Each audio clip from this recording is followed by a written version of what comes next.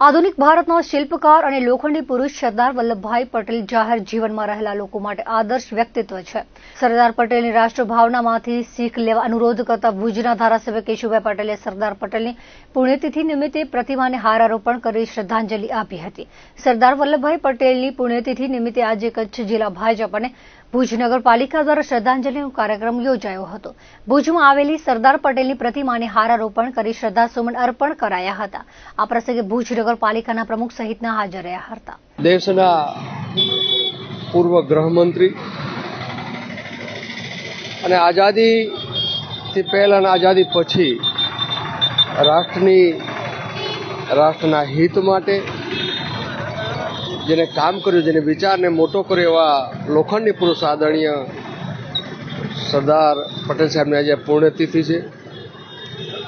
સ્વાભાવિક છે કે આવા વ્યક્તિઓ પોતાનું સ્વનું નહીં પણ રાષ્ટ્રનું હિત વિચારીને ક્યારે પણ પોતાના પરિવાર માટે, પોતા માટે વિચાર કર્યા વગર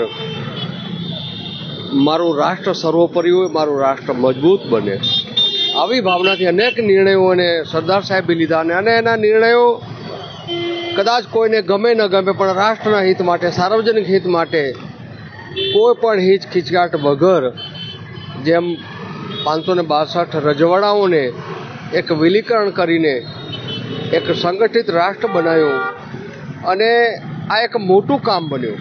જ્યારે દેશ વિભાજિત વિષયમાં હોય ત્યારે એની તાકાત કમ પડતી હોય, પણ જ્યારે દેશ એક બન્યો અને રજવાડાઓ જ્યારે આ દેશને સમર્પિત થયા ત્યારે આ બધો જશ સરદાર પટેલ સાહેબના ફાળે જાય છે।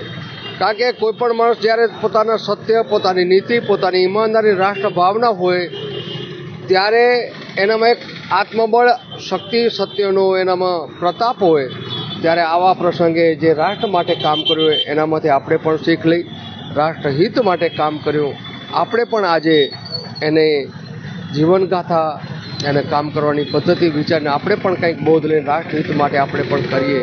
આવી આજના કાર્યક્રમે પુણ્યતિથિ ઉપર હું શ્રદ્ધાંજલિ આપું છું। ફરીને યાદ કરી અને લોકોને અપીલ કરી કે માત્ર વાતો નહીં પણ વાસ્તવિકતા, રાષ્ટ્રહિત પર સાર્વજનિક હિત માટે આપણે પણ કંઈક કરી શકાય એવું કરીએ એવી હું આજે ફરીને પુષ્પાંજલિ આપું છું।